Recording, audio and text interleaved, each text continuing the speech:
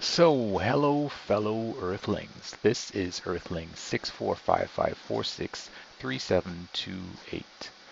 And self-delusion. It's amazing. It can be detrimental. It can be positive, actually. Almost anything can be positive, I imagine, depending on the point of view that you're taking it.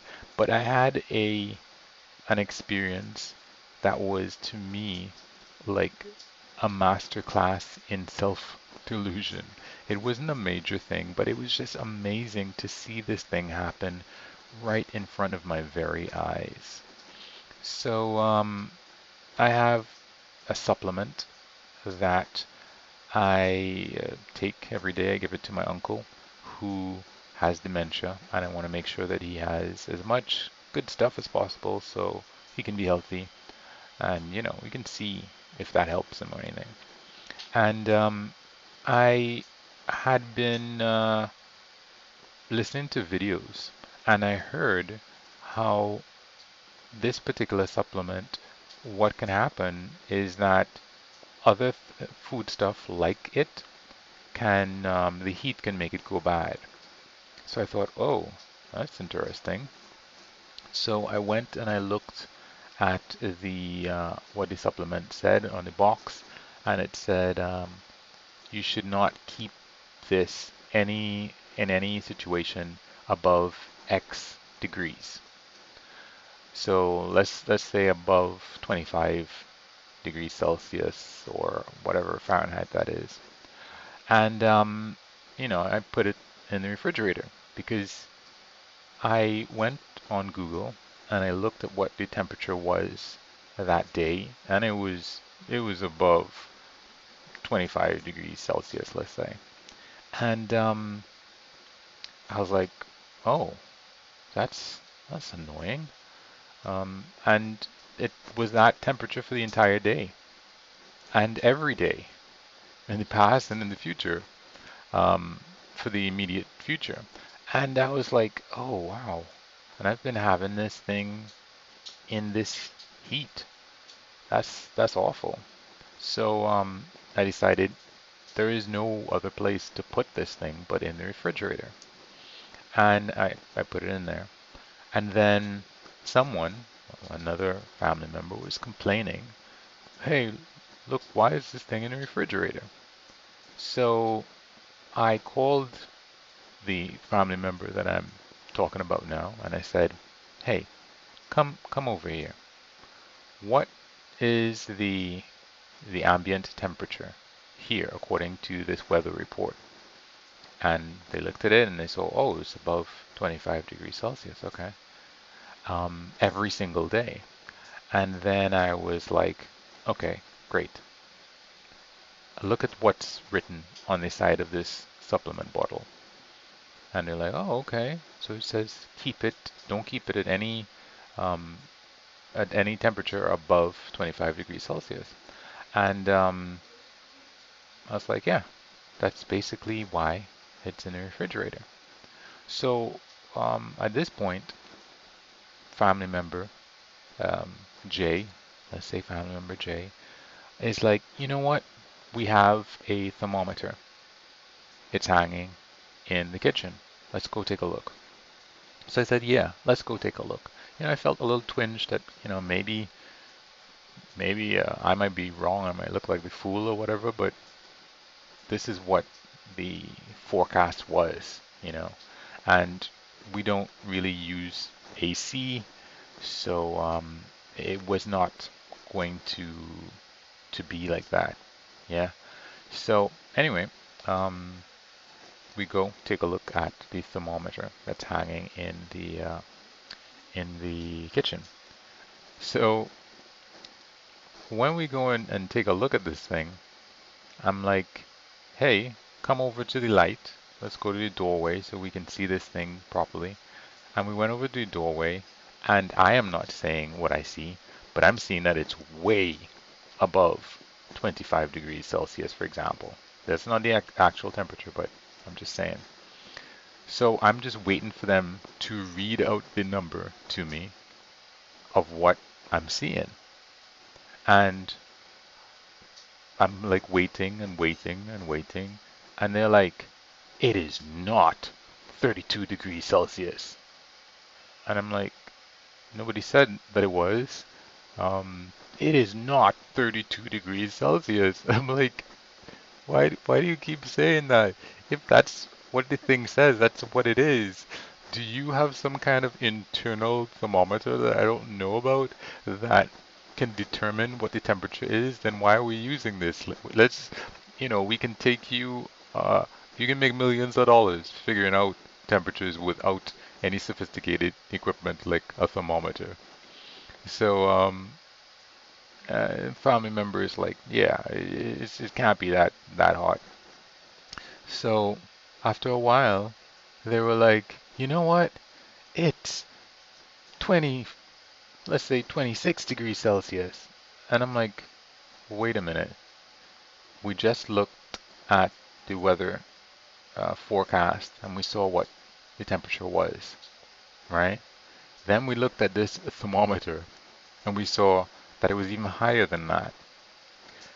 And now you're just making up temperatures as to what the temperature is, completely ignoring all of the evidence, and then they're like, yeah, and it says now they're onto the supplement. They're like, well, you know, it's not it's not 32 or whatever degrees Celsius, so you don't have to have it in the refrigerator. So I'm like, listen, where should I put it?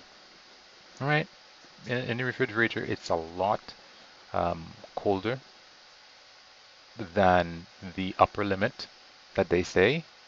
But aside from that, where should I put it? No response, no answer, nothing. So I'm like, wow, this is just crazy. We went from accepting reality to just making up a random number for ourselves. And I was like, this is just craziness. So anyway, the next day it occurs to me that, you know, let's test its thermometer and see what how it does. So I make an adjustment, I'll say for the moment, and then I go to them with the thermometer and I'm like, hey, read this. And I didn't stick around. They had gloves on and I gave them the thermometer. I'm like, so later in the day, I'm like, what happened with the thermometer? And they're like, well, it's broken. So, broken? What do you mean it's broken? Well, you showed me and the temperature was some crazy number. I'm like, it what do you mean it was broken? How can you say that it was broken? The only way that you can think that it was broken is because you don't understand how the thermometer works or something. So they're like, listen, um, it obviously was something was wrong with it, and da da da. I'm like, you know what? You were wearing gloves. That's why. Because they were wearing gloves, so they couldn't feel that I had stuck the thermometer in the refrigerator and it had gone down way, way down, to 0 degrees Celsius or whatever. And yeah, when I handed it to this family member, Jay, they must have looked at it and thought, okay, well, look at this craziness. And they couldn't feel that it was cold. So they just came up with the idea that it was broken. And I'm like, this is just, that is just way crazy. And unfortunate thing with so many people that I know is that, well, it's all of us really, right? We all love to hear the sound of our own voice. When I was a kid, I just listened to so many people because I did not really feel that I had anything important to say or that anybody would listen to me or whatever it was. You might want to call it shy, whatever. But eventually I realized, no, I like talking too. I don't want to talk over you or anything like that, but I would talk a lot more. And now, 50-50. But what I realized is that I think most people started out just wanting to talk and liking to tell their stories and whatever else. And unfortunately, people don't really listen that much. And yeah, that's what was partly what was going on with this family member. I could not explain how the thermometer worked because they kept trying to tell me how perfectly understandable it was for them to have thought that the thermometer was broken given the temperature reading that it was showing. It was one of those alcohol thermometers, it's just this little red thing in it. And if it was broken, the whole stream should be like red because that, a thermometer doesn't just break in terms of like a TV or like a bike or something. If it's gonna break, it means the stuff inside of it, if it's mercury or alcohol, it's gonna just flow out. So it's not that kind of thing. So, but they just, and I know that people need to be heard. That's one of the things that I have discovered, and it's something that I hope to put in practice more often.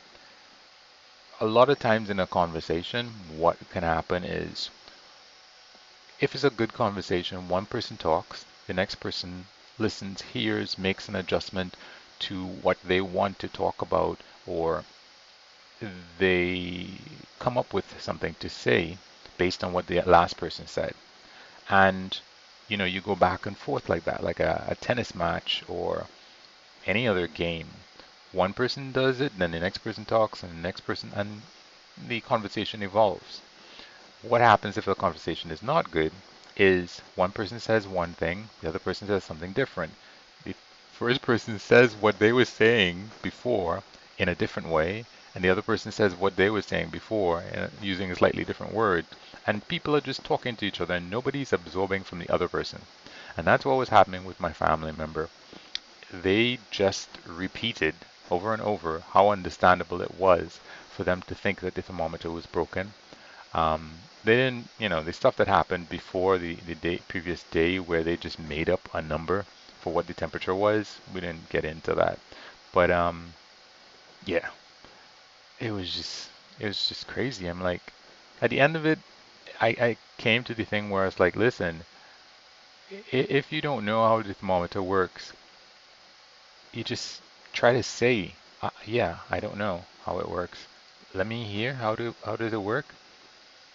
And I gave an example where not 2 or 3 days previously, well, no, maybe a couple of weeks previously, I had been like, they had asked me about something, and I was like, I don't know. And yeah, I don't know. If we don't know, it's easy.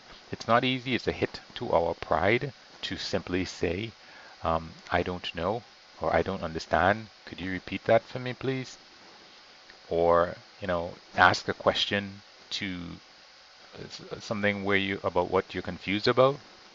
But me personally, I'm not into deluding myself that I know about something when I don't.